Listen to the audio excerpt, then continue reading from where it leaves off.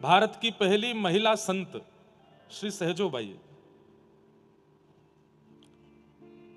जिन्होंने विवाह नहीं किया, विरक्त भेष में रहकर के ठाकुर जी की प्राप्ति की और अपने गुरुदेव के प्रति आश्रित होकर के, गुरुदेव के प्रति समर्पित होकर के संपूर्ण जीवन ठाकुर जी को अर्पित करने वाली ऐसी सहजोबाई। उनके गुरुदेव श्री श्यामचरण दास जी महाराज, उनकी जन्मस्थली भी अलवर है और पास के वन्य प्रदेश में ही उनका स्थान है। ये हमको पहले नहीं पता था, ये यहां आके पता चला।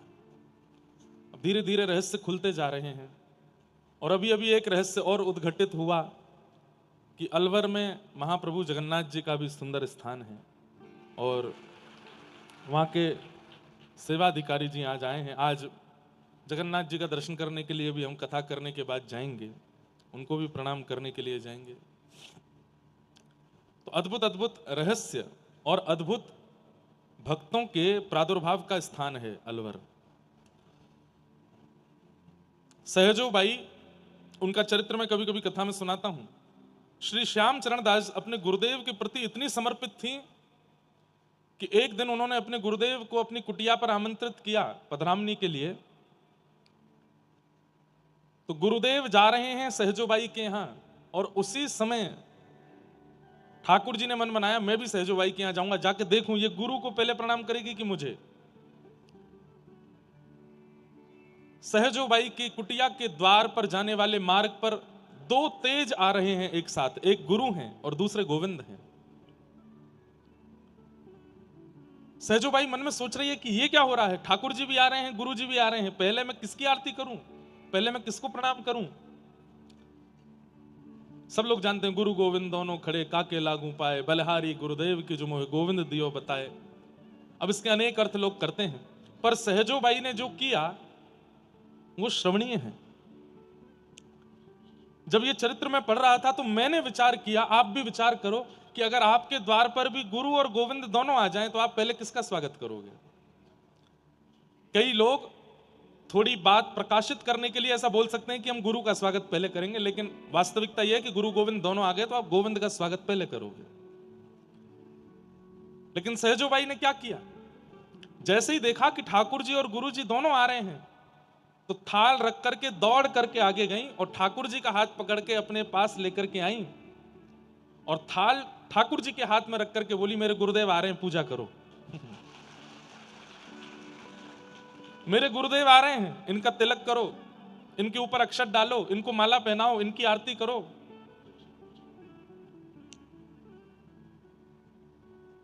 ठाकुर जी कहने लगे सहजो, मैं भगवान हूं, मैं परमात्मा हूं और परमात्मा तेरे द्वार पर खड़ा है, तू परमात्मा से अपने गुरु की पूजा करा रही है, गुरु परमात्मा से बड़ा हो गया। सहजोबाई कहती है नहीं, गुरु परमात्मा से बड़ा नहीं है, लेकिन गुरु और परमात्मा की अपनी अपनी स्थिति है। मेरी स्थिति में परमात्मा ने जो कृपा की उससे कहीं अधिक कृपा मेरे गुरु ने मुझ पर की है। ठाकुर जी बोले ऐसा क्या किया गुरु ने, ये जीवन मेरी वजह से है, ये श्वास मेरी वजह से है, ये संसार मेरी वजह से है, ये शरीर मेरी वजह से है, ये बुद्धि, ये आत्मा, ये सब कुछ मेरी कृपा से तुझे मिला है और तू अब भी गुरु को भज रही है। सहजोबाई कहती हैं, बहुत ध्यान से सुनिएगा, सहजोबाई कहती हैं आपने जीवन दिया ठाकुर जी, आपने जन्म दिया, आपने शरीर दिया, आपने संसार दिया, आपने श्वास दी, आपने आंख दी, नाक दी, कान दिए, हाथ दिए, पैर दिए, पर इन सब से अपने जीवन को सफल कैसे बनाया जाए ये आपने नहीं बताया, ये गुरु ने बताया। आपने ताली बाद में बजाना, पहले सुनो। कई स्कूल के बच्चे ऐसे होते हैं, हमारे स्कूल में भी एक हमारा मित्र था, जैसे टीचर क्वेश्चन करते हैं ना, हाँ भाई इसका उत्तर कौन देगा, तो सबसे पहले हाथ ऊपर कर लेता, इतनी जोर से हाथ ऊपर, सर सर मैं। तो टीचर को लगता है इसको सब पता है, इससे नहीं पूछूंगा, और दूसरे से पूछते। लेकिन धीरे धीरे ये उसकी आदत बन गई और ऐसी आदत बन गई जो उसको पता नहीं होता था उसमें भी हाथ उठाता था कि भाई मुझसे पूछेंगे नहीं। एक दिन सर बोले तू बहुत हाथ उठाता, तू ही बता। जैसे ही खड़ा हुआ तो कुछ नहीं बोल पाया, खूब पिटाई हुई उसकी। उससे पूछा तू क्यों हाथ खड़ा करता है? बोले मैं रोज हाथ खड़ा करता हूं तो आपको ये पता लग गया है कि मैं पढ़ा लिखा हूं, इसलिए आप मुझसे पूछते नहीं हो, इसलिए मैं रोज ही हाथ खड़ा करता हूं। तो बात बात पर ताली बजाने वाले भी ऐसे ही हैं, समझ नहीं आई फिर भी इधर उधर देखते हुए बजा देते हैं। हाँ सब बजा रहे हैं तो हम भी बजा ही दें। नहीं, समझो बात को। सहजो बाई क्या कह रही हैं? ठाकुर जी आपने नेत्र दिए, पर इन नेत्रों से व्यसन भी दिखाई देता है, भोग भी दिखाई देता है और दर्शन भी होता है। व्यसन देखना चाहिए कि ठाकुर जी को देखना चाहिए, ये आपने नहीं बताया, ये गुरुदेव ने बताया। इन कानों से भद्दे गीत भी सुने जाते हैं और कथा भी सुनी जाती है, पर कथा ही सुननी चाहिए, ये गुरुदेव ने बताया। इस जीव से मांस भी खाया जाता है, मदिरा भी पी जाती है और प्रसाद भी पाया जाता है, पर प्रसाद ही पाना चाहिए, ये गुरुदेव ने बताया। इस शरीर से संसार के विषय भोगों को भोगा जाता है, परंतु इस शरीर से दंडवती परिक्रमा करनी चाहिए, ठाकुर जी का सेवा मार्जन करनी चाहिए, कथा कीर्तन में नृत्य करना चाहिए, ये गुरुदेव ने सिखाया। आपने शरीर दिया, जीवन दिया, जन्म दिया, पर इस शरीर का वैकुंठ कैसे प्राप्त हो ये तो गुरुदेव ने बताया ना, इसलिए मैं आपसे पहले गुरुदेव को वंदन करूंगी। हाँ, अब ये बात ठीक थी। तब सहजो बाई ने एक पद गाया अपने गुरुदेव के लिए। कौन गुरुदेव? जो इसी अलवर के निवासी श्री श्यामचरण दास जी महाराज। उनका चरित्र मैं सुनाऊंगा जरूर, ताकि आप लोगों को पता चले कि आप जिस नगरी में रहते हैं वहां के आचार्य कैसे हैं। उनका एक पद है, गुरु ना बिसारूं, ध्यान से सुनिएगा। गुरु ना बिसारूं मैं राम तज डारूं, गुरु ना बिसारूं मैं राम तज डारूं, गुरु ना बिसारूं राम तज डारूं। गाइए, गुरु ना बिसारूं मैं राम तज डारूं। सहजो बाई कह रही है मुझे नरक जाने से डर नहीं लगता, मैं स्पष्ट बोल रही हूं, मैं राम जी को छोड़ दूंगी लेकिन अपने गुरु को नहीं छोड़ सकती।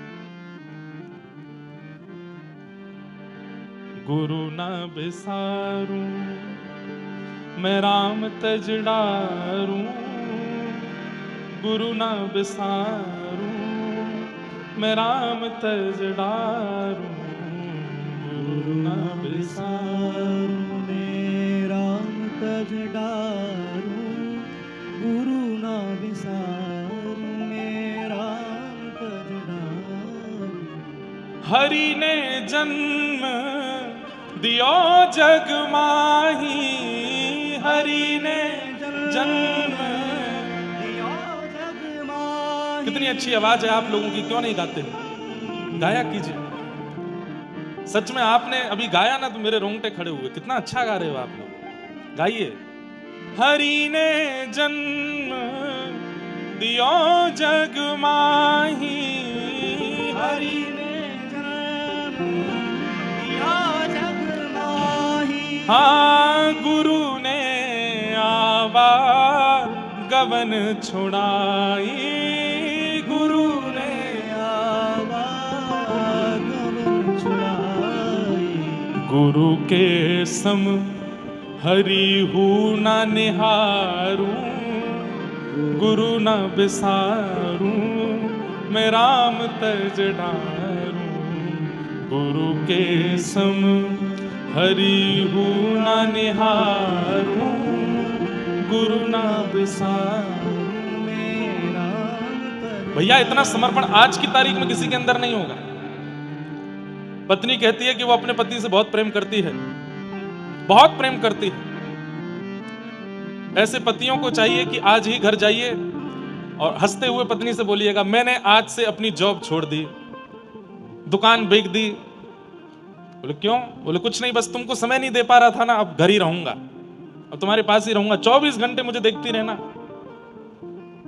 एक दिन, 2 दिन, 3 दिन, 4 दिन, हफ्ता भर बाद कहोगे देवी जी रोटी दे दीजिए, बनी हुई रखी है सुबह की, खा लीजिए। अरे क्यों? आप तो रोज नई बनाती हो। अब काम नहीं करोगे, धंधा नहीं करोगे तो क्या फिर यहाँ आटा खत्म होता जा रहा है, धन पैसे का कोई जुगाड़ नहीं है और आ जाते हो पूरे दिन खाते रहते हो, लंबोदर होते जा रहे हो, पड़े रहते हो पूरे दिन बिस्तर पर, करते धरते कुछ हो नहीं हो। अब ठंडी ही खा लो। अच्छा ठंडी रोटी तो खा लेंगे, सब्जी नहीं बनी, छिलके वाली दाल है, उसी से ही पेट भरो। ये बात हम पत्नियां सोच सकती हैं, पति भी सोच सकते हैं, बच्चे भी सोच सकते हैं, संबंधी सब सोच सकते हैं कि ऐसा नहीं होगा कभी। हो जाता है, होता है। जिस दिन आप किसी के लायक नहीं रहोगे ना, आपसे अत्यंत प्रेम करने वाला व्यक्ति भी आपसे दूरी बना लेगा, क्योंकि आप उसके लायक नहीं रहे। जिस दिन ये सुंदरता जाने लगेगी, जिस दिन ये शरीर जर्जन होने लगेगा, जिस दिन कमाई करके नहीं दे पाओगे, जिस दिन उनकी इच्छाएं पूर्ति नहीं कर पाओगे, सुर नर मुनि जन की यह रीति, स्वार्थ लाग कर ही सब प्रीति, जिस दिन उनका स्वार्थ खत्म हुआ, आप छोड़ दिए जाओगे। समर्पण नाम की वस्तु, विश्वास नाम की वस्तु संसार में अब बची नहीं है। लेकिन ऐसी स्थिति में सहजो बाई कह रही है, मैं हरि को छोड़ सकती हूं पर अपने गुरु को नहीं। हरि ने 5 चोर दिए माही, हरि ने 5 चोर दिए माही, हरि ने 5 चोर दिए माही, हरि ने 5 चोर दिए माही। कौन से 5 चोर हैं? पहली चोर आंख, दूसरी चोर नाक, तीसरी चोर जीव, चौथी चोर कान और 5वीं चोर त्वचा। ये 5 चोर हैं। आंखें रूप चुराती हैं, नाक सुगंधी चुराती है, जीव, अरे महाराज जलेबी खरीदी नहीं हो लेकिन बनती हुई देख लो तो अपने आप स्वाद आ जाता है जीव में। कितनी बड़ी चोर है। लूली बाई, इसका मैंने नाम रखा है लूली बाई। क्या नाम है? एक भी हड्डी नहीं है लेकिन आपकी सारी हड्डी तोड़वा सकती है। एक भी हड्डी नहीं है इसमें, लेकिन इसमें पूरी सामर्थ्य है, आपके सिर से लेकर पैर तक सब एक बराबर करवा सकती है ये, बस इसकी बिगड़ने की देरी है। ये 5 चोर हैं, और 5 नहीं है 10 चोर हैं हमारे शरीर में। 5 ज्ञानेंद्रिय, 5 कर्म इंद्रिय। कौन कौन सी? 5 ज्ञानेंद्रियां हैं, आंख, नाक, जीव, कान और त्वचा। और 5 कर्म इंद्रियां कौन कौन सी हैं? हाथ, पैर, मुख और 2 गुप्त इंद्रिय, मल मूत्र आदि परित्याग करने वाली। ये 10 चोर हैं हमारे शरीर में। सहजो बाई कह रही हैं, हरि ने 5 चोर दिए साथा, हरि ने 5 चोर दिए साथा, गुरु ने किए अनाथ सनाथा, गुरु ने किए अनाथ सनाथा। अरे ठाकुर जी आपने तो केवल 5 इंद्रियां दे दी, आंख, नाक, जीव, कान, त्वचा, हाथ, पैर, मुख सब दे दिया, लेकिन इन 10 को सही दिशा दी तो गुरुदेव ने, आपने नहीं दी थी। गुरु ना बिसारूं मैं राम तज डारूं, गुरु ना बिसारूं मैं राम तज डारूं, गुरु ना बिसारूं मैं राम तज डारूं, गुरु ना बिसारूं मैं राम तज डारूं। और क्या किया गुरु ने? हरि ने कुटुंब जाल में गेरो, हरि ने कुटुंब जाल में गेरो। आप लोग इस भाव को सुनकर के ये मत कहना कि मैं ठाकुर जी के पीछे पड़ गया हूं क्या। ना ना ना, मैं सहजो बाई की केवल समर्पणता दिखा रहा हूं गुरु के प्रति। सहजो बाई कह रही है मुझे कुटुंब जाल में आपने घेर दिया। कुटुंब जाल कैसा है? माता पिता भाई बहन, यहां तक कोई बात नहीं है। उसके बाद फिर आते हैं उससे भी बड़े कुटुंब वाले, बुआ जी, फूफा जी, चाची जी, चाचा जी, ताऊ जी, ताई जी, और फिर ब्याह होने के बाद में सास जी, ससुर जी, ननद जी, देवर जी, जेठ जी, जेठानी जी। इतना भयंकर कुटुंब जाल। आए दिन कोई ना कोई रूठता ही रहता है। वो रूठ गए क्यों? उनको प्रणाम नहीं किया था। वो रूठ गए क्यों? प्रणाम तो किया पर घुटने तक ही किया था, नीचे झुक के नहीं किया। वो रूठ गए क्यों? बोले बगल वाले को जलेबी गर्म दी थी, उसको ठंडी दी थी, इसलिए रूठ गए। वो रूठ गए क्यों? पानी दिया था लेकिन चाय नहीं पूछी थी, इसलिए रूठ गए। बस ऐसा कुटुंब जाल। हे ठाकुर जी आपने क्या किया? हरि ने कुटुंब जाल में गेरो, हरि ने कुटुंब जाल में। और कैसा कुटुंब है ये? कैसा कुटुंब है ये? किसी एक के भी जाने पर रोना पड़ता है, किसी एक के भी जाने पर 13 दिन तक अशुद्धि रहती है, किसी एक के भी जाने पर हृदय दुखी होता है, विलाप होता है, विरह होता है, परेशानी होती है। लेकिन गुरु ने क्या किया? गुरु ने काटी ममता को बेरो, गुरु ने काट ममता को बेरो। संसार से ममता मत करो, बिन गोपाल को नहीं अपनो। इस संसार में कोई अपना नहीं है। ये किसने बताया? ये गुरुदेव ने समझाया। गुरुदेव ममता से दूर कर रहे हैं। ठाकुर जी आपने तो हमको ममता में डाला, इसलिए गुरु ना बिसारू मैं राम तज डारू, गुरु ना बिसारू मैं राम तज डारू, गुरु ना बिसारू मैं राम तज डारू, गुरु ना बिसारू। और हरि ने रोग भोग उरझायो, हरि ने रोग भोग उरझायो। कभी पीलिया हो गया, कभी मच्छर काटने से क्या होता है, हाँ मलेरिया हो गया, कभी कोई रोग हो गया, घुटने खराब हो गए, हड्डियां खराब हो गई, दांत टूट गए, आंखों से दिखना बंद हो गया। अब तो और खतरनाक बीमारियां होने लगी, कैंसर हो गया, ब्रेन हेमरेज हो गया, ब्रेन स्ट्रोक हो गया, लंग्स पे ट्यूमर हो गया, ना जाने क्या क्या। हरि ने क्या किया? बोले रोग भोग में डारो। और गुरु ने, हरि ने रोग भोग उरझायो, हरि ने रोग भोग उरझायो। हाँ गुरु ने जोगी रूप लखायो, गुरु ने जोगी रूप लखायो। अरे मीराबाई के जीवन में जब गुरु आए तब मीराबाई गाती हैं, जिन भेषा मारो सांवरो रीझ है, मैं सो ही भेष धरूंगी बाला, मैं बैरागण हूं। ये किसने दिया बैरागण रूप? जब तक गुरु जीवन में नहीं आए, सजना सवरना संसार के लिए होता था। गुरु के जीवन में आते ही माथे पर तिलक, गले में कंठी आ जाती है, और उस दिन से श्रृंगार हरि के लिए होने लगता है। हरि ने रोग भोग उरझायो और गुरु ने जोगी रूप लखायो।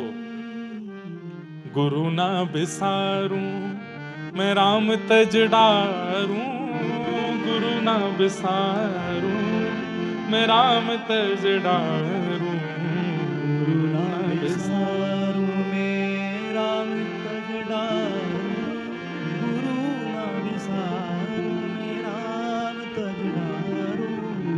और अंत में सहजो बाई अपने गुरुदेव के लिए कहती हैं, श्री श्याम चरण दास जी महाराज, चरण दास पर तन मन वारू, चरण दास पर तन मन वारू, चरण दास पर तन मन वारू, चरण दास पर तन मन वारू। हे गुरु के समहरी को ना निहारू,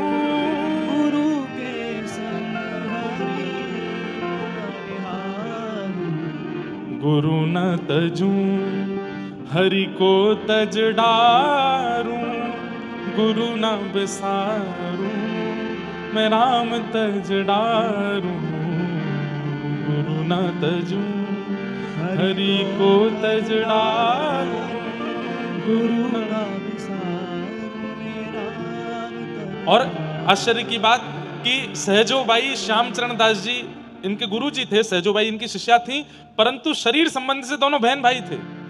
श्यामचरण दास जी इनके बड़े भैया लगते थे दूर के, और सहजो बाई अपने ब्याह के मंडप में बैठी थी, लेकिन बोली कि मैं ब्याह तब रचाऊंगी जब मेरे गुरु श्यामचरण दास आएंगे। और जब वो पूरी लीला में किसी दिन विस्तार से सुनाऊंगा, अभी थोड़ा अध्ययन करना हूं उस पर। तो जब अलवर से वे दिल्ली गए और सहजो बाई मंडप में बैठी थी, बोले आप आशीष देंगे उसके बाद फेरा लूंगी।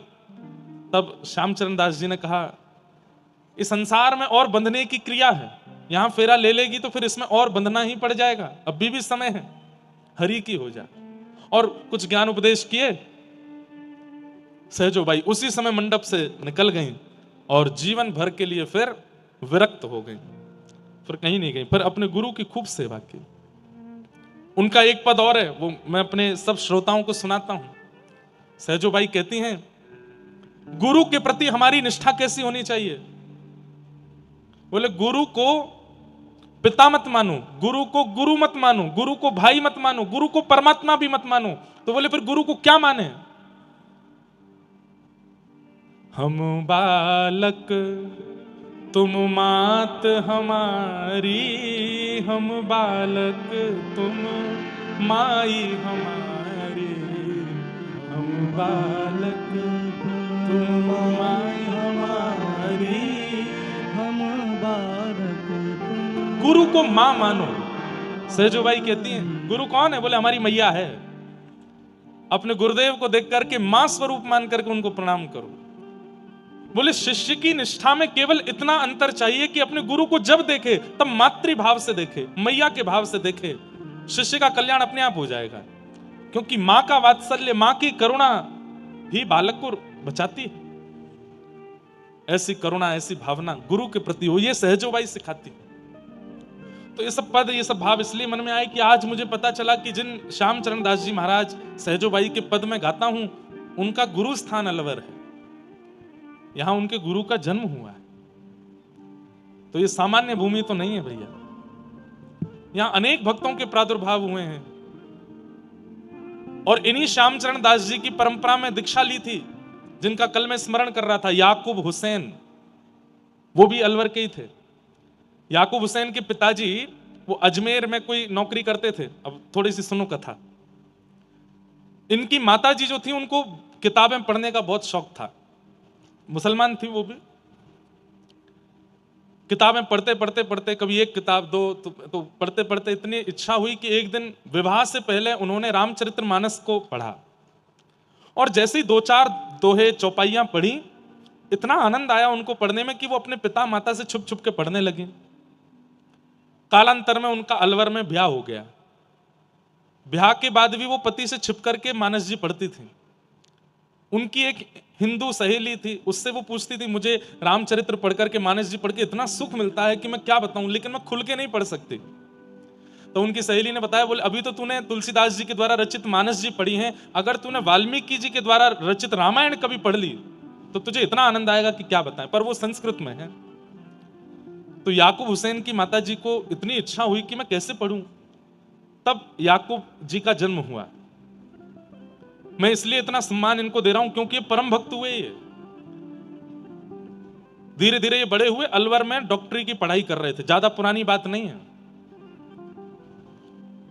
डॉक्टरी की पढ़ाई करते करते पिताजी की अजमेर में जॉब लग गई थी, वो वहां कहीं काम करते थे, ये यहां डॉक्टरी की पढ़ाई कर रहे थे। तो एक दिन इनकी मां ने इनको बुलाया और कहा कि बेटा मेरा एक काम मैं तुमसे कह सकती हूँ, पिता से तो कभी कह नहीं पाई। बोले क्या बात है मां? तुम पढ़ने लिखने में इतने होशियार हो, इतना जल्दी तुमको सब कुछ याद हो जाता है, मेरे लिए एक काम करोगे? बोले क्या? संस्कृत पढ़ लो, और संस्कृत पढ़ करके तुम संस्कृत श्लोकों का अनुवाद करना सीख लो। बोले मां उसकी आवश्यकता क्यों है? बोले मुझे रामायण सुननी है, मुझे वाल्मीकि जी के द्वारा रचित रामायण का अनुवाद सुनना है, वो तुमसे ही सुनना, और किसी से मैं सुन नहीं सकती। उन्होंने कहा मां ये तो बहुत अपराध है ना, हमारे कौम में तो ये अधिकार नहीं है। बोले इसीलिए तो छुप करके तुम पढ़ लो। तो अलवर के बड़े बड़े पंडितों के पास याकूब जी गए, लेकिन किसी ने भी उनको पढ़ाया नहीं। बोले अरे तुम मांस खाते हो, ऐसे ऐसे करते हो, हम कैसे पढ़ाते हैं?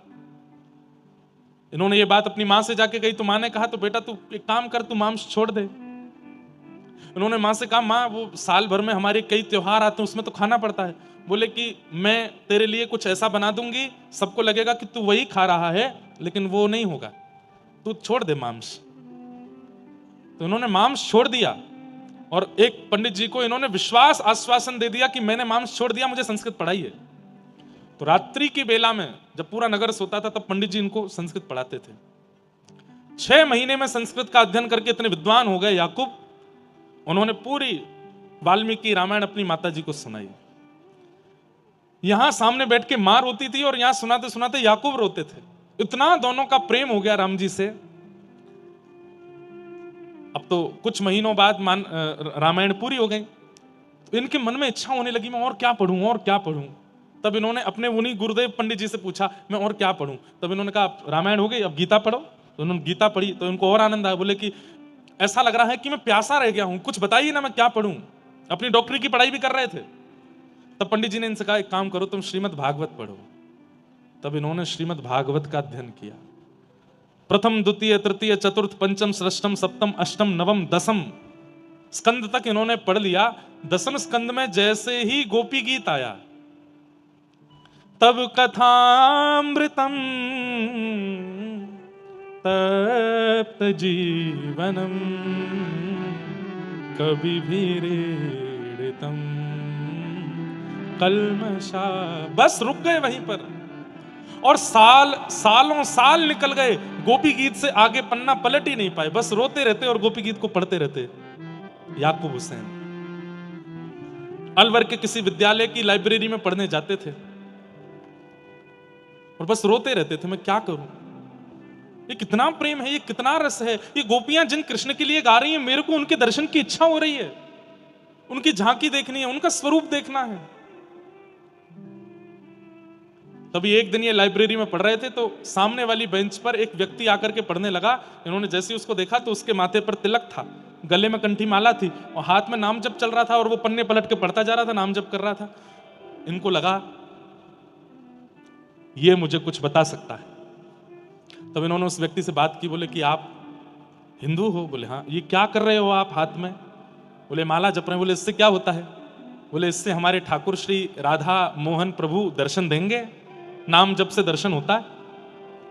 तो याकूब जी बोले ये मुझे दे दो, मैं भी जप लूं, मैं भागवत पढ़ता हूं, मेरी भी दर्शन की इच्छा है। बोले ये मैं नहीं दे सकता, ये तो कोई आचार्य देते हैं, ये तो कोई महापुरुष देते हैं, दीक्षा देते हैं, दीक्षा में नाम देते हैं, उसके जाप से ही ठाकुर जी का अनुभव होता है। अच्छा भैया एक बात बताओ, तुम्हारे यहां केवल हिंदुओं को ही दीक्षा लेने का अधिकार है, मुसलमान नहीं ले सकते?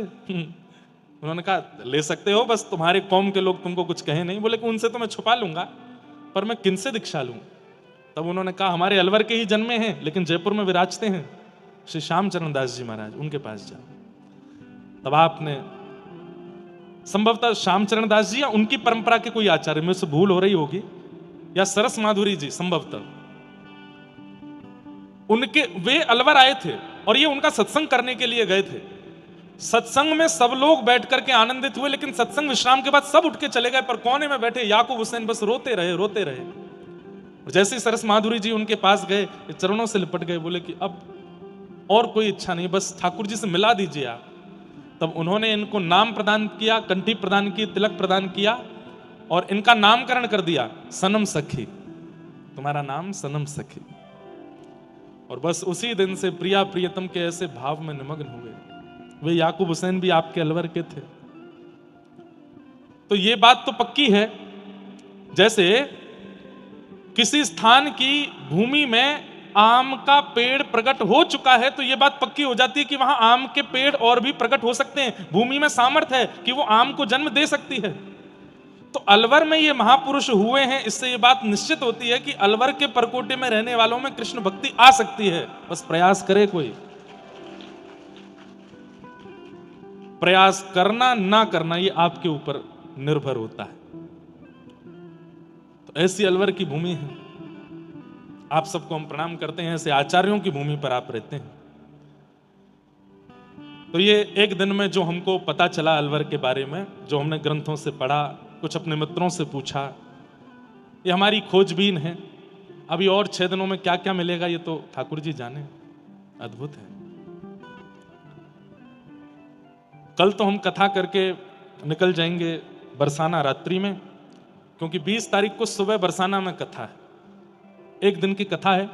वहां पर हमारे परम पूजनीय प्रातस्मरणीय श्री विनोद बिहारी दास बाबा, उनके मन में एक संकल्प प्रकट हुआ कि बरसाना में जो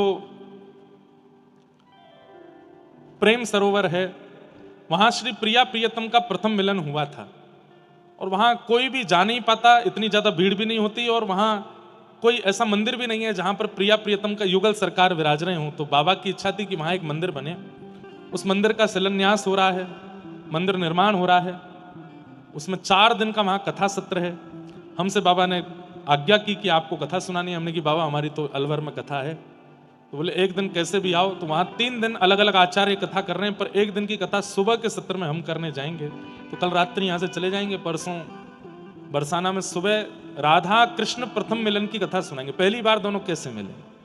और फिर वहाँ 10 बजे से लेके लगभग 12-1 बजे तक कथा करके फिर वापस अलवर आएंगे, 4 बजे से फिर आपको सुनाएंगे। तो ऐसा फिर उसके बाद हम अलवरी रहने वाले हैं। यहाँ खूब डोलेंगे, ढूंढेंगे कहाँ क्या है। अभी तक तो पता चला कि तेंदुआ भी हैं, बाघ भी हैं, 12 सिंघा भी हैं, हिरण भी हैं, सब हैं। हमें तो कोई दिखे नहीं अभी तक। कई लोग बोले जहां हम रुके महाराज जी बाहर मत निकलना, यहाँ तेंदुआ आ जाते हैं। हमने कि आन दो, नरसिंह भगवान है, दर्शन करने हमें, लेकिन सब जगह जाएंगे दर्शन करने। एक दिन का सत्र, सबसे मिलने का भी कुछ योजना बनाएंगे कि सबसे व्यक्तिगत मिल सके, ऐसी भावना। और थोड़ी बहुत देर में इंद्र देवता भी आने वाले हैं, ऐसा लग रहा है। इंद्रेश की कथा हो रही है, तो बादल तो सुबह से ही हो रहे हैं, मैं कहा देर में बरस भी जा सकते हैं। तो सब आनंद है। और कल से नवरात्रि भी प्रारंभ हो रही है, चैत्र नवरात्रि है। और कल हम सब सनातनियों का, हम सब हिंदू वैष्णवों का कल नव वर्ष है। कल बड़े धूमधाम से खूब आनंद के साथ में नव वर्ष भी मनाइएगा। हम भी यहाँ आकर के आप लोगों के साथ कल नव वर्ष का आनंद लेंगे। क्या कर पाएंगे वो तो यहाँ आकर के, अब कथा सुनेंगे, कीर्तन सुनेंगे, खूब नाचेंगे गाएंगे, इससे बढ़िया आनंद और क्या होगा, इससे बढ़िया उत्सव क्या होगा। पर आप सब लोग कल सुबह जल्दी उठ करके ठाकुर जी को प्रणाम, माता पिता को प्रणाम, गुरुदेव को प्रणाम, तुलसी जी को प्रणाम, धामों का चिंतन करके कभी कोई दिव्य मंदिरों में जाके ठाकुर जी को प्रणाम करना। ये वर्ष मेरा मंगलमय हो, इस वर्ष में मेरे अंदर और भक्ति बढ़े, ऐसी कृपा कीजिएगा। हम लोगों का कल नव वर्ष है, बड़े आनंद के साथ हम लोग कल उसको मनाएंगे और नवरात्रि का भी सुख लेंगे। बंधुओं, प्रथम स्कंद में हम लोग प्रवेश करते हैं, फिर नवरात्रि में क्या करना है वो भी मैं आज आपको बता के जाऊंगा। आइए भागवत के कल महात्मा को सुना, आज प्रथम स्कंद से प्रारंभ करते हैं। जन्माद्यस्य तोन्वयादितरतश्चार्थे स्वविज्ञस्वराट् तेने ब्रह्म हृदय आदि कवये मुह्यन्ति यत्सूरय तेजो वारि मृदां यथा विनिमयो यत्र त्रिशर्गुं मृषा धाम्ना स्वेन सदा निरस्तकुहकं सत्यं परम धीमहि। भागवत जी का पहला श्लोक है। जन्म लेते ही जो परमात्मा अन्वयाद इतरतः, देवकी और वसुदेव के यहां जन्म लिया, लेकिन चले गए कहां? नंद बाबा और यशोदा मैया के पास। इस श्लोक के अनेक अर्थ हैं, मैं पूरी कृष्ण लीला एक ही श्लोक में सुना देता हूं। जन्म लेते ही ठाकुर जी नंद बाबा और यशोदा के पास चले गए। चार्थे स्वविज्ञ स्वराट, जो विज्ञ हैं, अनविज्ञ नहीं है, अर्थों के प्रति, भावों के प्रति जो सब जानते हैं। ठाकुर जी को सब पता है। आप कितना भी रूप बना करके जाओ, कितना भी आडंबर करके जाओ, कितने भी रोते हुए जाओ, कितने भी हंसते हुए जाओ, ठाकुर जी को सब पता है कि आपके जीवन में क्या चल रहा है। वो अविज्ञ हैं, अनविज्ञ नहीं है। पूतना परम सुंदरी बन के आई, लेकिन ठाकुर जी पहचान गए। कंस ने इतने राक्षस भेजे ब्रजमंडल में, लेकिन ठाकुर जी सबको जान गए, सबको पहचान गए। और जिसको पूरी दुनिया कुरूप कह करके बुलाती थी, ऐसी कुब्जा को पहचान करके सुंदरता दे दी, और जो परम सुंदरी पूतना थी उसको परम कुरूप बना दिया। ठाकुर जी सब जानते हैं, किसको कब कहां क्या देना है, किसके लिए कितना जरूरत है, क्या है, सब पता है उन्हें। इसलिए अपने जीवन में घटने वाली हर घटना को प्रसाद मान के स्वीकार किया कीजिए, अच्छी हो तो भी, बुरी हो तो भी। चलते चलते पैर में मोच आ गई, फ्रैक्चर हो गया, स्वीकार करो, नाथ कुछ अच्छा ही होना होगा, इसीलिए आपने ऐसा किया है, मुझे स्वीकार है। कोई बहुत प्रेमी व्यक्ति समीप आकर के आपसे खूब मित्रता करके आपको ऐसा बता करके कि वो आपका सर्वस्व है, और अचानक से अपना रूप दिखा दे, चला जाए, रोइएगा नहीं। ठाकुर जी से कहना धन्यवाद, आपने बताया कि असलियत क्या है संसार की। आवागमन, मिलन विछुड़न, संयोग वियोग, जीवन में जो कुछ भी मिले सबको प्रसाद मानिए। क्यों? क्योंकि ठाकुर जी आपके लिए जो आवश्यक है वही दे रहे हैं। मां कभी भी अपने बालकों को अनावश्यक वस्तु नहीं देती, वो देती है जो उसके लिए जरूरी हो। बच्चा रोता है, मुझे पेप्सी पीनी है, मुझे ठंडा पीना है, मुझे कुरकुरे खाने हैं, मुझे ये खाना है, मुझे वो खाना है। माँ कान पकड़ती है। बालक को उस समय अपनी माँ शत्रु लगती है, ये सबसे बड़ी दुश्मन है मेरी, मुझे ना कुछ खाने देती है ना कुछ पीने देती है, सब चीज के लिए मना कर देती है। वहां चला जाऊं नहीं, ये खा लूं नहीं, ये पी लूं नहीं, सबके लिए मना कर देती है।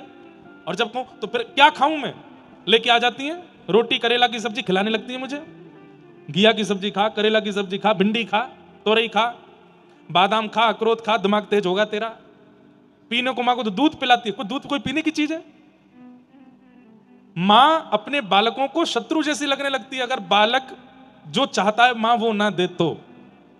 लेकिन यदि वास्तविकता रूप में देखा जाए तो मां जो कुछ भी अपने बालक को दे रही है वो उसके लिए जरूरी है, वो उसके लिए आवश्यक है, वो उसके निर्माण के लिए बहुत योग्य है। ठीक वैसे ही ठाकुर जी करते हैं।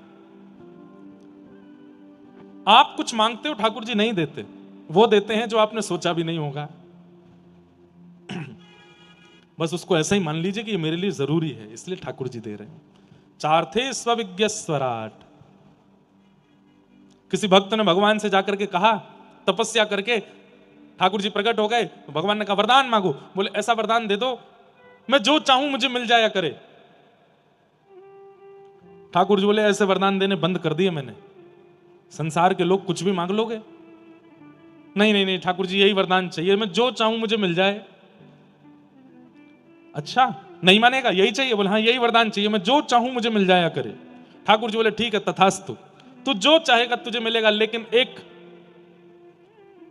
एक कंडीशन के साथ। बोले क्या? तुम्हारे पड़ोसी को दुगना मिलेगा। तुम जो चाहोगे तुमको मिलेगा, लेकिन पड़ोसी को दुगना मिलेगा। ठाकुर जी ये कोई बात नहीं होती, मैं जो चाहूं मुझे एक मिलेगा, मेरे पड़ोसी को दो। बोले हाँ ऐसे चलेगा, चाहिए तो लो नहीं तो जाओ। नहीं नहीं ठीक है काम चला लूंगा मैं, दे दो यही दे दो। अलवर में मेरी 4 एकड़ जमीन हो जाए, पहाड़ के बिल्कुल पास, खुद की तो 4 एकड़, पड़ोसी की 8 एकड़। 4 एकड़ में 1 एकड़ में बढ़िया बंगला, थोड़ा पास में स्विमिंग पूल, बाहर बढ़िया गौशाला, खूब सुंदर वन्य प्रदेश हो जाए, उसमें बढ़िया सुंदर आम के पेड़, सेब के पेड़ आदि आदि सब लग जाएं। कितना भी सुंदर बना लो, पड़ोसी का तुमसे अच्छा बन रहा है। एक बढ़िया महंगी वाली 1-1.5 करोड़ की गाड़ी आ जाए, तुम पे तो एक आई, पड़ोसी पे 2 आ गए। घर है, गाड़ी है, बंगला है, बगीचा है, फार्म हाउस है, सब कुछ हो गया, अब क्या चाहिए? हे ठाकुर जी एक सुंदर सी कन्या से मेरा ब्याह हो जाए। खुद का तो 1 हुआ, पड़ोसी के 2 हो गए।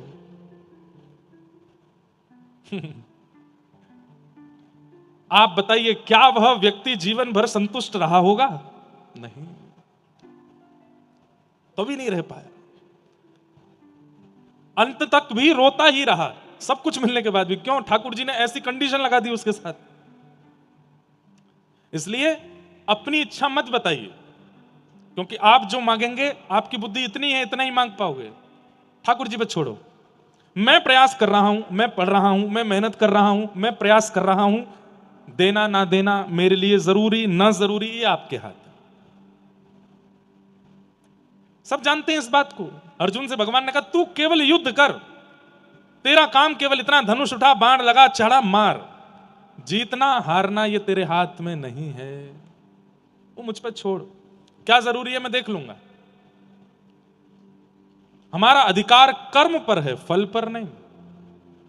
ठाकुर जी सब जानते हैं, थोड़ा छोड़ के देखिए। अच्छा चलो एक काम करो, आज तारीख क्या है? 18 मार्च 2026। 18 मार्च 2027 तक ठाकुर जी पर छोड़ के देख लो, फिर 19 मार्च 2027 को अपने ऊपर ले लेना सब। 18 मार्च 2027 तक आप बस कर्म कीजिए, कुछ फल मत सोचिए। ठाकुर जी 1 साल में आपके प्रति समर्पित हो रहा हूं, मैं मेहनत करूंगा, परिश्रम करूंगा, जो देना हो दीजिएगा।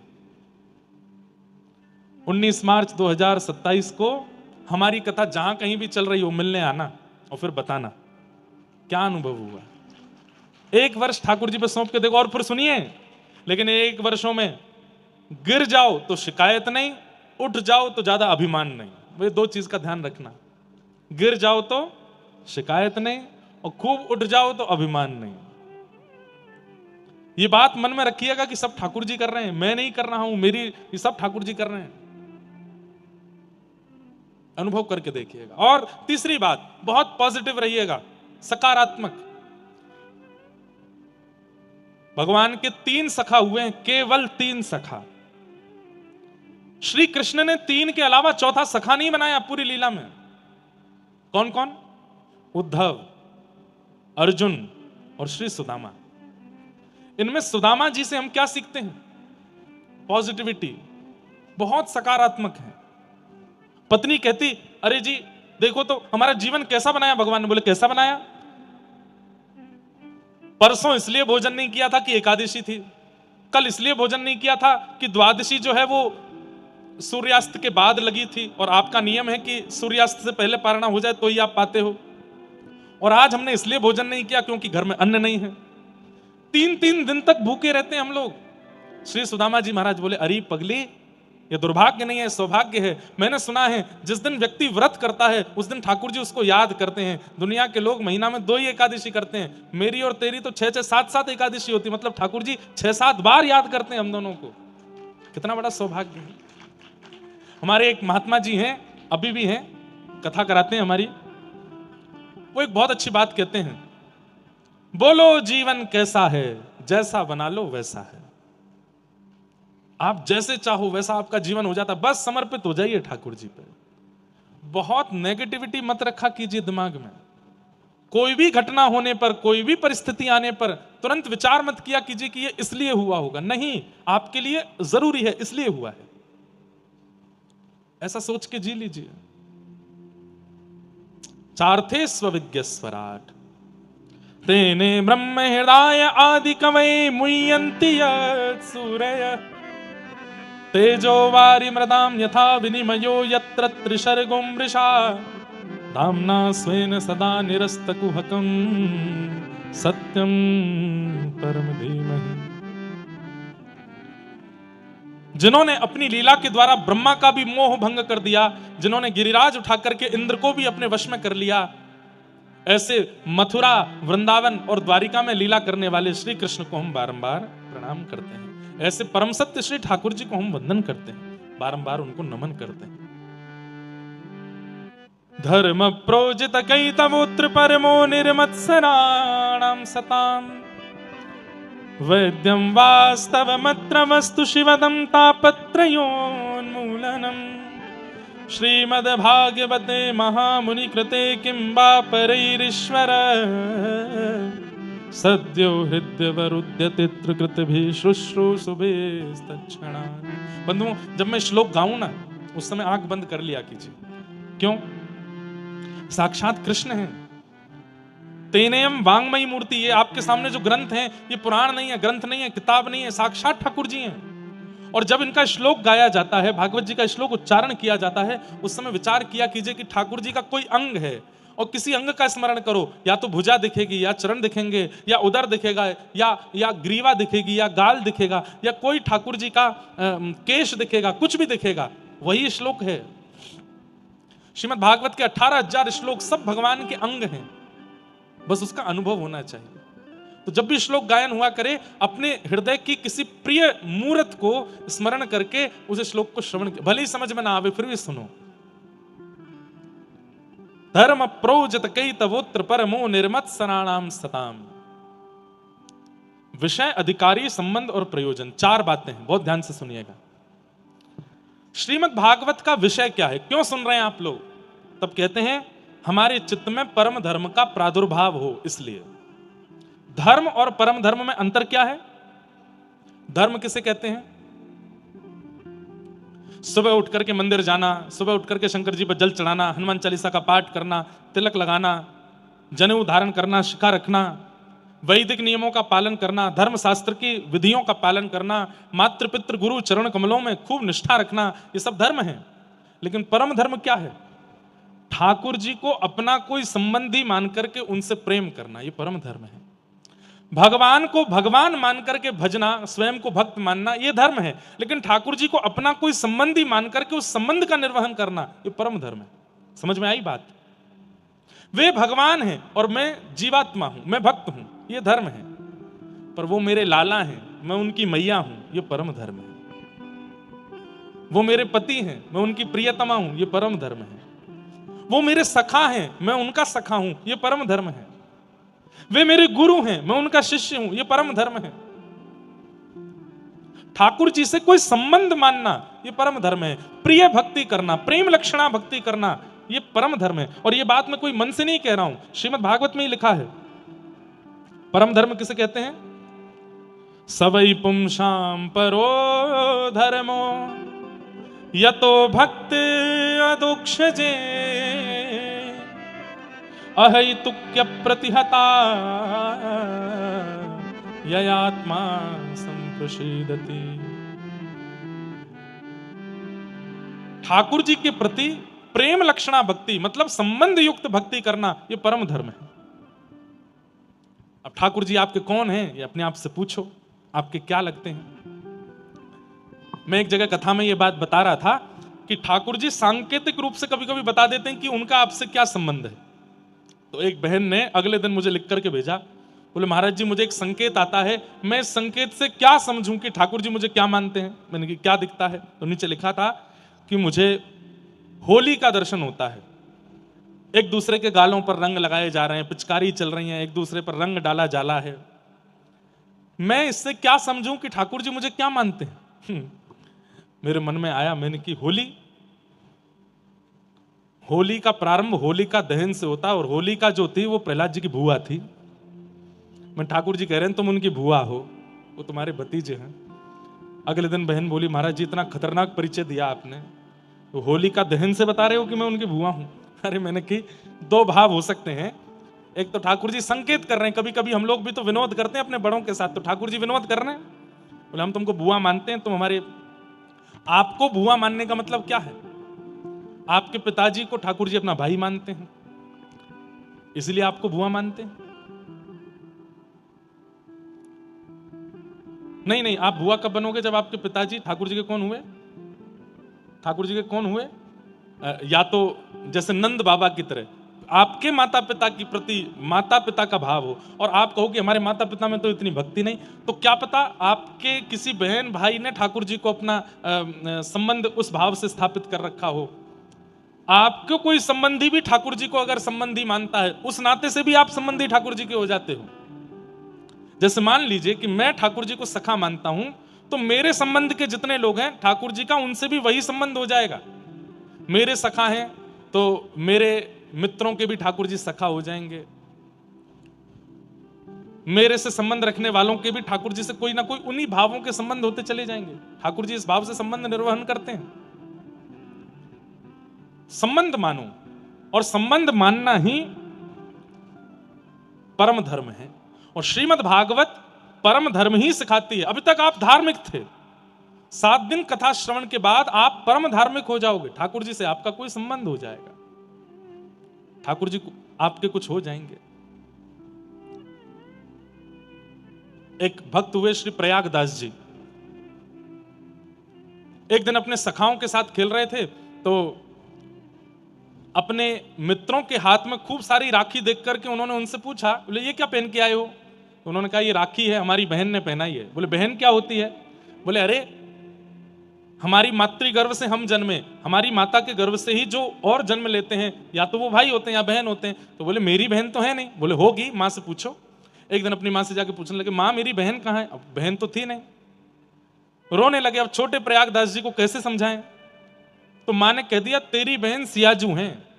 अच्छा मेरी बहन कहाँ है? बोले उनका ब्याह हो गया। बोले किन से हुआ? बोले राघव जी से हुआ। बोले राघव जी कौन है? बोले वो तुम्हारे जीजा जी हैं। अच्छा मेरी बहन कहाँ है? बोले वो अयोध्या ब्याह के चली गई हैं, अयोध्या उनका ससुराल है, अयोध्या में रहती हैं। माँ तो फिर रक्षाबंधन पे मेरी बहन क्यों नहीं आई? बोले कि अब बहुत बड़े कुल में ब्याह हो गया, भूल गई होगी। बोले ऐसे कैसे भूल गई? अपने भाई को भूल गई? और मैं इतना बड़ा हो गया आज तक मेरी बहन आई क्यों नहीं?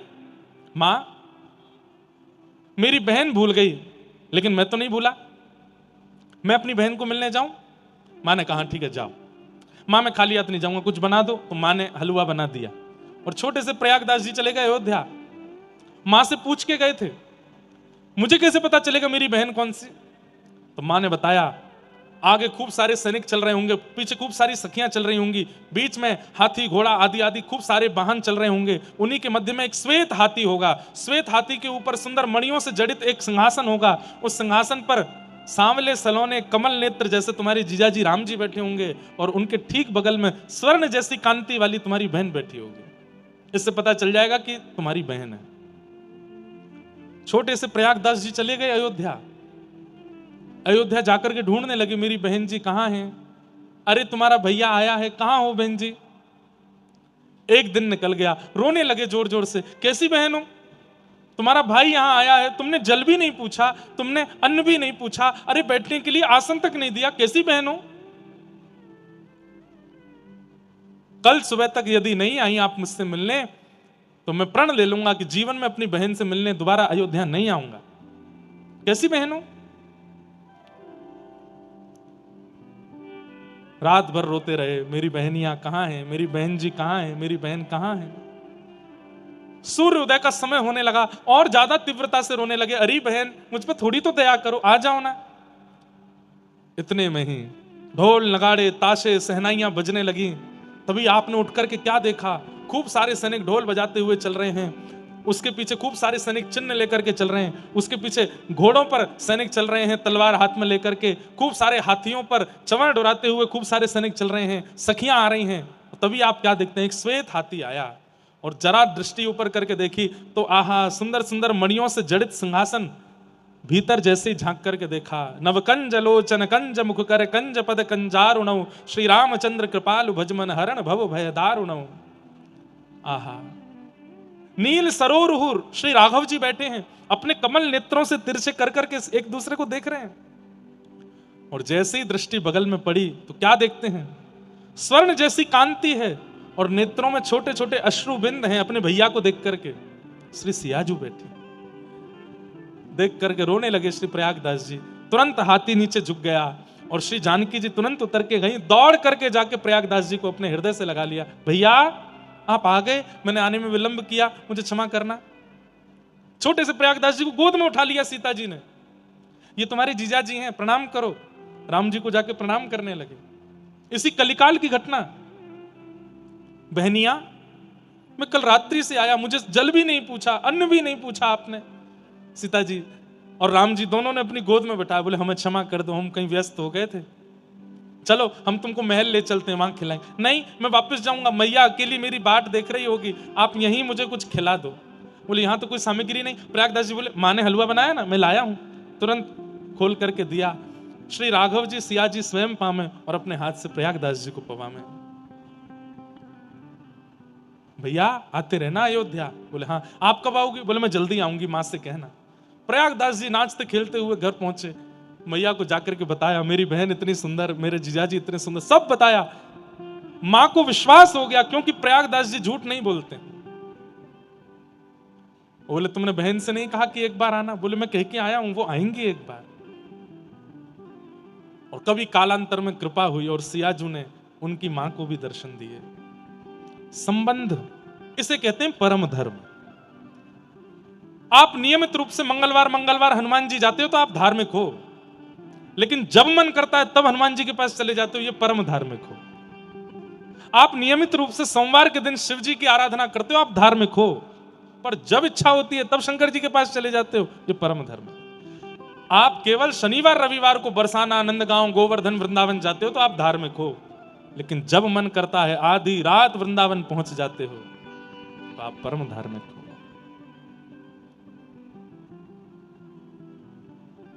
किशोरी जी से संबंध मानो, ठाकुर जी से संबंध मानो, कोई तो नाता बनाओ उनके साथ में।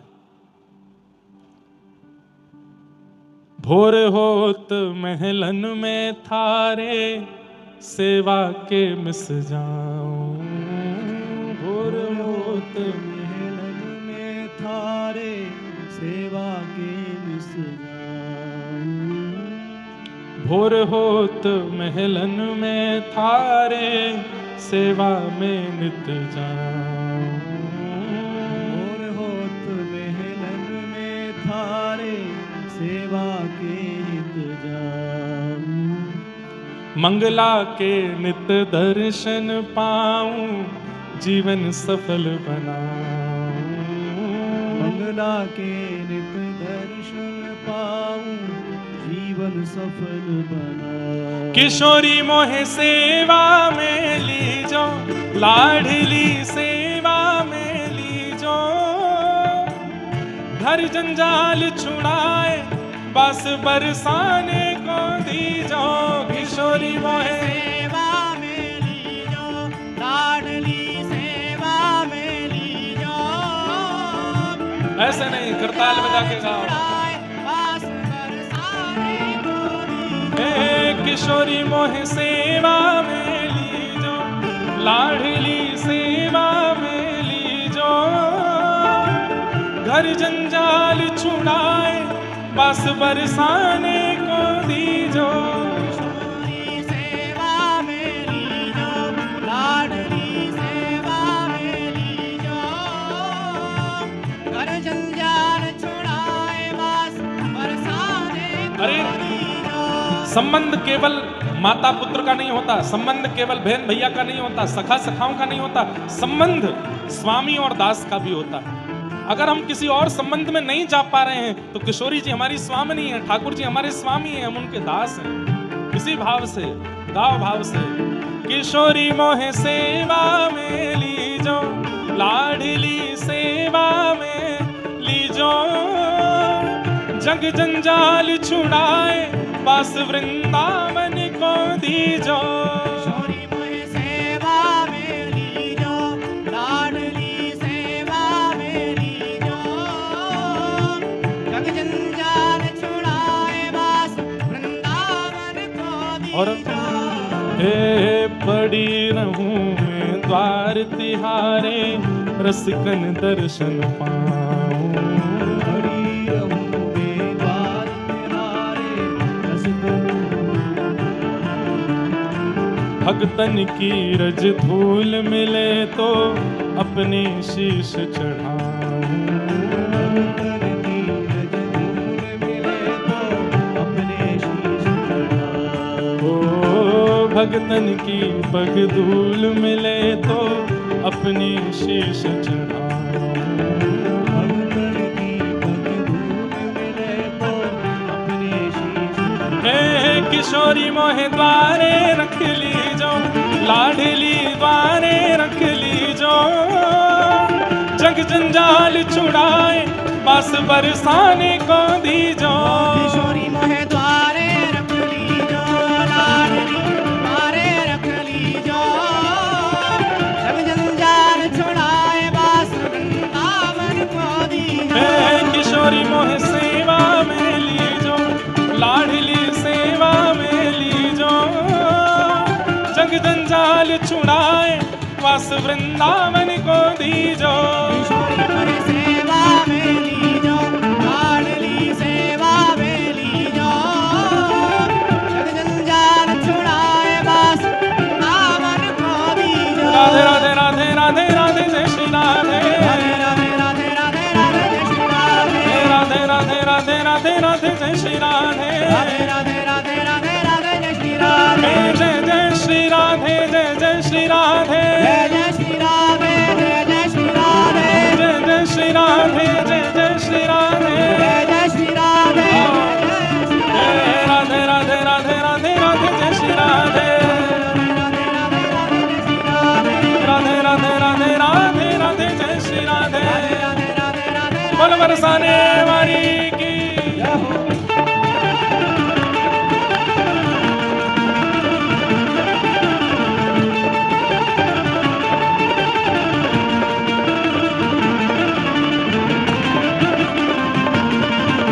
बोल बरसाने वाली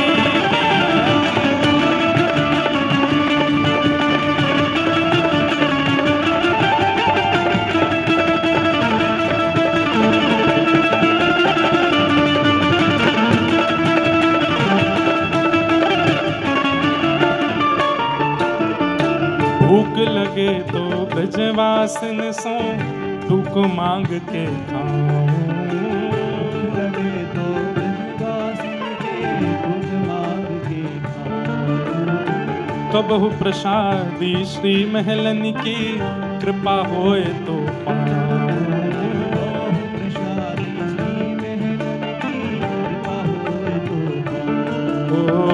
कबहु प्रसादी श्री महलन की कृपा होए तो कबहु प्रसादी श्री महलन की कृपा होए तो किशोरी मोरी विनय मान लीजो, लाडली विनय मान लीजो, जग जंजाल छुड़ाए वास वृंदावन को दीजो।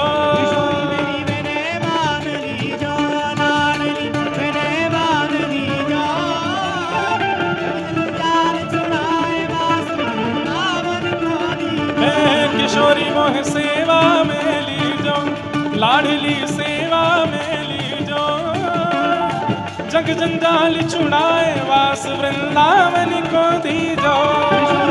सेवा में लीजो, लाडली सेवा में लीजो, जग जंजाल छुड़ाए वास वृंदावन को दीजो। राधे राधे राधे राधे राधे जय श्री राधे, राधे राधे राधे राधे राधे जय श्री राधे, राधे राधे राधे राधे राधे जय श्री राधे, राधे राधे राधे राधे राधे जय श्री राधे। ओ जय जय श्री राधे, जय जय श्री राधे, जय श्री राधे, जय जय श्री राधे, जय जय श्री राधे, जय जय श्री राधे, जय श्री राधे, जय जय श्री राधे। ओ राधे राधे राधे राधे राधे जय श्री राधे, राधे राधे राधे राधे जय श्री राधे, राधे राधे राधे राधे राधे जय श्री राधे। राधे राधे राधे राधे जय श्री राधे। राधे राधे रटूं निरंतर तेरे ही गुण गाऊं, राधे राधे रटूं गाओ। निरंतर राधे राधे रटूं निरंतर तेरे ही गुण गाऊं, राधे राधे रटूं निरंतर तेरे ही गुण गाए गाए मैं तेरो ही मैं जाऊं। तेरे ही गुण गाए गाए तेरो ही गुण गाए गाए मैं तेरो ही मैं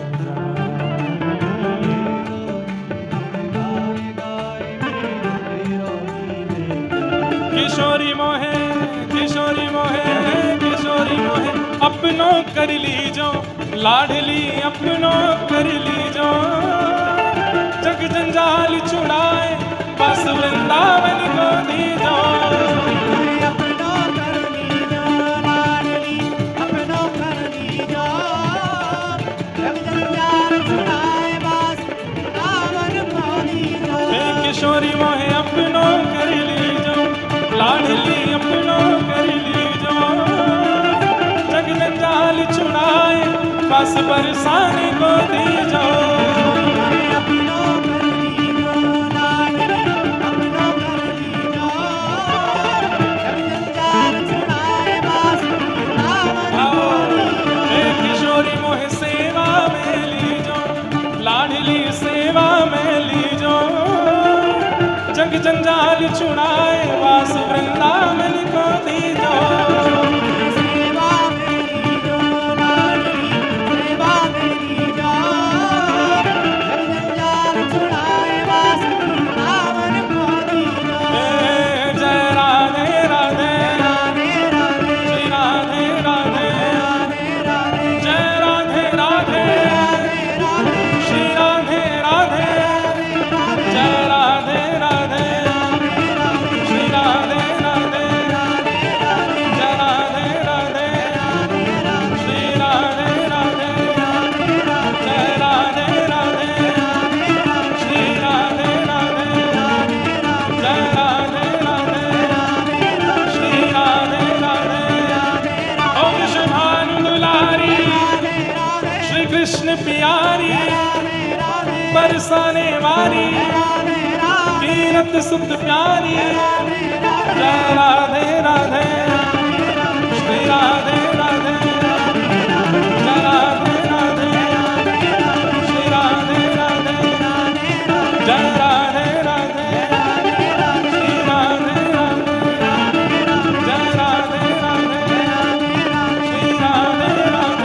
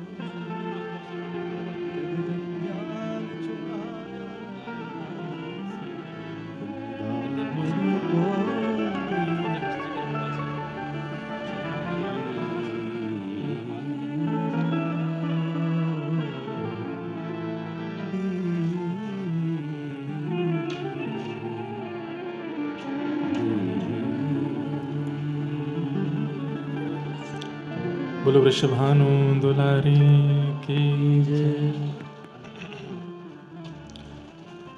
राधे राधे रटू निरंतर तेरे ही गुण गाऊं। राधे राधे रटू निरंतर तेरे ही गुण गाऊं। तेरे ही गुण गाए गाए मैं तेरो ही हुए जाऊं। तेरे ही गुण गाए गाए में तेरो ही भेजा। किशोरी मोहे अपनो कर लीजो, लाडली अपनो कर लीजो। जग जंजाल छुड़ाए वास वृंदावन को दीजो।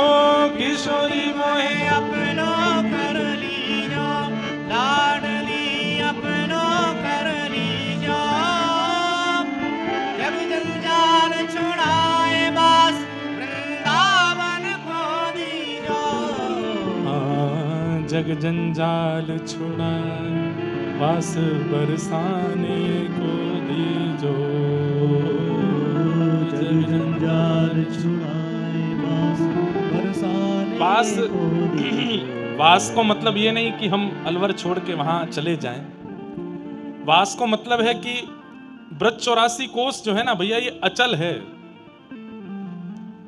देखवे में अचल है लेकिन वैसे सचल ठाकुर जी की तरह ही है। जैसे ठाकुर जी भक्तन के लिए प्रकट है जाए, वैसे ही हमारा 84 कोस को बरसानो, श्री गोवर्धन, नंदगाम, वृंदावन, ये भी प्रकट है जाए।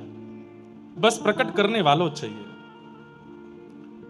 अलवर में श्री श्यामचरण दास जी ने प्रकट किया, दिल्ली में सहजोबाई ने प्रकट किया, मेड़ता में मीराबाई ने प्रकट किया, गुजरात में नरसिंह मेहता ने प्रकट किया,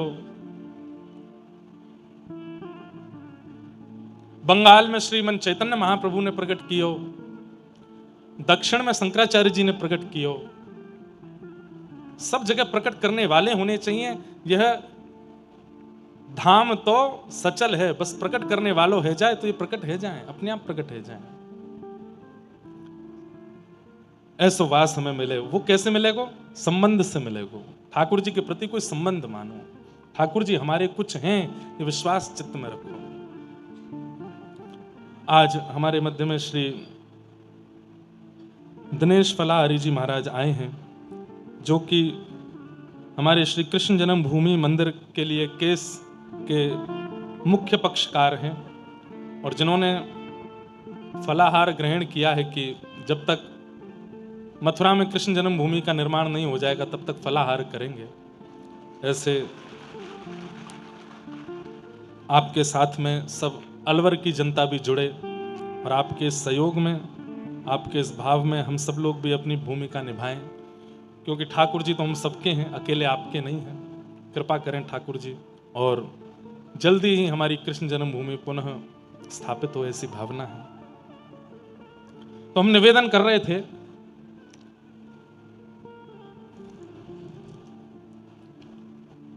श्रीमद् भागवत का विषय क्या है? हमारे चित्त में परम धर्म को प्रकट करना। परम धर्म मतलब ठाकुर जी के प्रति कोई संबंध।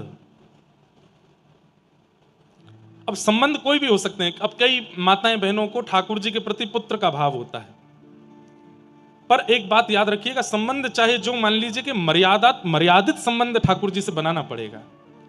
आप एकांत में जैसे चाहे ठाकुर जी के प्रति व्यवहार करो, पर जैसे ही दिखे कि समाज संसार देख रहा है तो आपको मर्यादा का ध्यान रखना पड़ेगा। एक भैया हमारे परिचय के थे, वो मुझसे बोले, महाराज जी हमारे पिताजी ने जमीन का बंटवारा 3 लोगों में किया, हम 2 भाई हैं। मैंने कहा तीसरा कौन? बोले तीसरे हमारे घर के ठाकुर जी। मैंने कहा बहुत अच्छी बात है, हम उनको अपना बड़ा भाई मानते हैं। मैंने कहा बहुत अच्छी बात है। एक दिन मैं उनके घर गया, तो अब मैं जैसे ही गाड़ी से उतरा तो उनकी शब्दावली कैसी थी, अपने ठाकुर जी को कान्हा बोलते थे। तो मुझसे बोले, सुबह से खड़ा है कान्हा, और खड़ा खड़ा परेशान हो गया है। हमने उससे 1000 बार कह ली तू सो जा, मान ही नहीं रहा है। मैंने तो एक बार हाथ भी दिखा दिया, मैंने कहा दर्द दूंगा, अभी सो जा। तो मुझे लगा कि शायद कोई घर के बालक की बात कर रहे होंगे। लेकिन आप इतने विलंब से आए, वो अभी तक खड़ा है। मैंने कहा चलो भीतर। हमने कि कहाँ है, कहाँ ना? तो मंदिर की ओर इशारा करके ठाकुर जी को, ये खड़ा, सुबह से बोल रहा हूं सो जा, सो ही नहीं रहा है। हमने धीरे से कुछ कहा तो नहीं, लेकिन मन में थोड़ा क्षोभ हुआ कि आप उनके प्रति जो भी भाव रखते हो अपने तक रखो। समाज संसार के लोग जब आपके सामने आए तो वहां उसको उद्घाटित मत करो। संबंध में एक बात का ध्यान रखना बहुत जरूरी है, संबंध जितना गोपनीय रखा जाता है उतना बढ़ता है। संबंध का जितना प्रकाश कर दिया जाता है उतनी जल्दी संबंध खत्म होने लगता है। इसलिए संबंध को गोपनीय रखो, प्राइवेसी रखो संबंध के प्रति। आपका बालक बहुत अच्छा कुछ बन गया है, ढिंडोरा मत पीटिए पूरे नगर में, नजर लग जाएगी एक दिन। अरे पड़ोसियों को भी नहीं पता चले कि वो जो जिसका नाम चल रहा है वो आपका पुत्र है। ऐसे संबंधों को रखो। मतलब हमारे बस एक बताने की बात है, संसार के प्रति भी यही भावना रखो, ठाकुर जी के प्रति भी ऐसे ही रहो। बल्कि ठाकुर जी के प्रति तो विशेष संबंधों को गोपनीय रखो, बहुत ज्यादा उसका प्रचार मत करो, क्योंकि प्रचार करने से संबंध हल्का पड़ने लगता है। लेकिन संबंध युक्त जो प्रेम लक्षणा भक्ति है वही परम धर्म है। श्रीमद् भागवत परम धर्म सिखाती है। अच्छा, दूसरी बात, इस परम धर्म का अधिकारी कौन है? तो कहते हैं निर्मत सराणाम सताम। बहुत ध्यान से सुनिएगा। ठाकुर जी से संबंध बनाने का अधिकार, ठाकुर जी की प्रेम लक्षणा भक्ति करने का अधिकार किसके पास है? बोले जिसके अंदर मात्सर्य दोष नहीं है। मात्सर्य दोष किसको कहते हैं? दूसरे के प्रति ईर्ष्या की भावना। ईर्ष्यालु व्यक्ति को ठाकुर जी कभी नहीं मिलते, ये बात आपको माननी पड़ेगी। ईर्ष्यालुओं को भगवान की प्राप्ति नहीं होती। काम चित्त में है, ठाकुर जी मिल जाएंगे। क्रोध चित्त में है, ठाकुर जी मिल जाएंगे। लोभ चित्त में है, ठाकुर जी मिल जाएंगे। वासना चित्त में है तो भी ठाकुर जी मिल जाएंगे।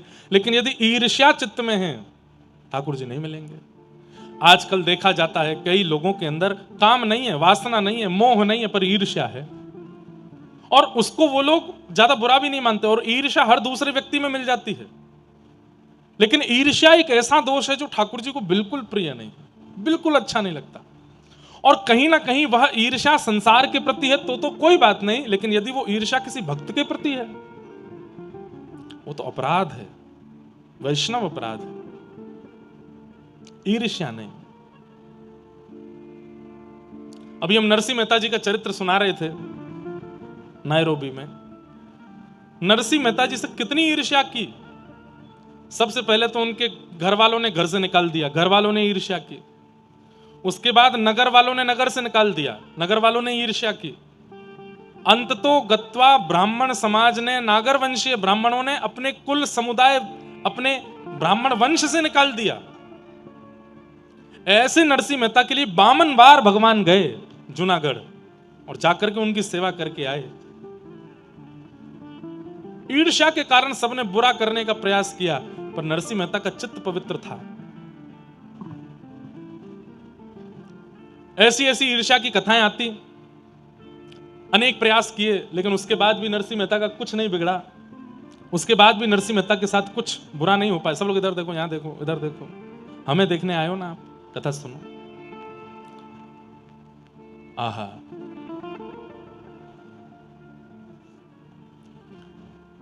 नरसिंह मेहता जी बैठे थे अपने घर में और नगर के लोग योजना ही बनाते रहते थे, क्या बुरा करें, क्या बुरा करें, क्या बुरा करें। तो एक बार अयोध्या से कुछ संत जन तीर्थ यात्रा के लिए निकले, तो बद्रीनाथ, जगन्नाथपुरी, दक्षिण भारत, महाराष्ट्र, मध्य प्रदेश आदि सब जगह दर्शन करते हुए अंत में वे लोग द्वारिका जा रहे थे। और द्वारिका जाकर के उनको वहां पर अपना यात्रा विश्राम करके भंडारा करना था। तो अपने यजमानों से कुछ धन दक्षिणा इकट्ठी करी, लगभग 700 सोने की मोहर। जैसे जूनागढ़ पहुंचे, जूनागढ़ जाकर के उन्होंने कुछ लोगों से पूछना शुरू किया, भैया यहां कोई धनी मानी व्यक्ति हो जिसको हम अपने सोने की मोहर दे दें और वो हमें लिख करके हुंडी लिख दे, और कि हम द्वारिका जाकर के किसी सेठ से मांग लें और वहां से वो मिल जाए। हुंडी क्या है? एक प्रकार का चेक है। जैसे मैंने आपको 2-4 लाख रुपए दे दिए और आपने कहा कि महाराज जी आप वृंदावन जाएंगे, वहां मेरा एक मित्र मिलेगा, मैं लिख के दे देता हूं, हस्ताक्षर कर देता हूं, वो आपको 4 लाख रुपए वहां दे देगा। तो प्राचीन काल में चोर डकैतों से बचने के लिए लोग बाग बड़े शहरों में अपने धन रखवा देते थे और उनसे लिखवा लेते थे। उनका कोई मित्र वहां उतने पैसे दे देता था, और फिर जब कभी वे दोनों मिलते तो आपस में अपना हिसाब कर लेते थे। तो इन संतों ने जाके कहा भैया जूनागढ़ में कोई सेठ हो जो हमारी 700 सोने की मोहरों की हुंडी लिख दे। हुंडी लिखने वाले थे तो बहुत लोग, लेकिन उन ईर्ष्यालुओं ने क्या विचार किया, बहुत बढ़िया तरीका है। बोले क्या, ये नरसिंह मेहता के पीछे हम इतने दिन से पड़े हैं, इतनी बार इसको फंसाने का प्रयास किया, ये फंसता नहीं है, नरसिंह मेहता से ही हुंडी लिखवा दो। बोले कैसे करेंगे, बोले हम करते हैं। वो लोग बोले महाराज इतने सोने की मोहरों की हुंडी लिखने वाला एक ही व्यक्ति है पूरे जूनागढ़ में। बोले कौन, बोले नरसिंह मेहता। अच्छा, पर आपका काम हो नहीं पाएगा। बोले क्यों, बोले वो 1000 सोने की मोहर से नीचे हुंडी लिखते ही नहीं है। अरे भैया हमारा काम करवा दो। बोले अब तो एक ही तरीका है। बोले क्या, वो चाहे जितना मना करें, आप उनके चरणों में गिर जाना, चरणों में गिर के रोने लग जाना, और अंततो गत्वा आप सोने की मोहर उनके हाथ में धर देना और अनशन व्रत पर बैठ जाना कि आप हमारी हुंडी लिखो, तभी आपका काम बनेगा। वे लोग सोच रहे थे कि नरसिंह मेहता के ये लोग पीछे पड़ेंगे, नरसिंह मेहता संत जान के हुंडी लिखेगा और फिर द्वारिका में कोई हुंडी देने वाला नहीं बचेगा, तो फिर संत लोग उसको मार पीट के मार देंगे, इसी से हमारा काम बनेगा। ऐसे ही ईर्ष्यालु संत जन पहुंच गए। संतों ने जाकर के नरसिंह मेहता से कहा, नरसिंह मेहता तो बड़े संतों की बड़ी सेवा करते थे। अच्छा, नरसिंह मेहता का स्वभाव था संतों को देखते ही चरण धोते थे, माला पहनाते थे, हृदय से लगाते थे। जैसे ही संत जन पहुंचे,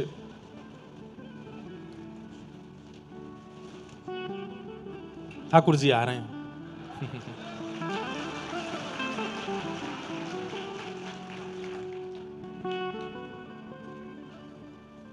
बस इतने ही आवे, इससे ज्यादा नहीं आवे। थोड़े थोड़े ही आओ, लेकिन आप लोग घबराना नहीं, हाँ बैठे रहो प्रेम से। संतों के जाकर के चरण धोए और प्रार्थना की, जोर से ही आ रहे हैं।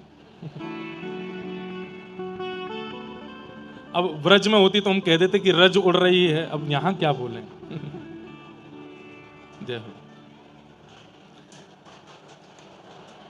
सब लोग ध्यान रखिएगा अपना।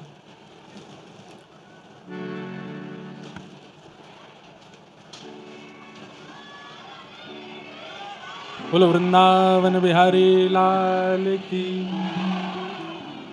हमें लगता है आंधी ही चल रही है, पर मौसम का कुछ कह नहीं सकते। हाँ ठीक है।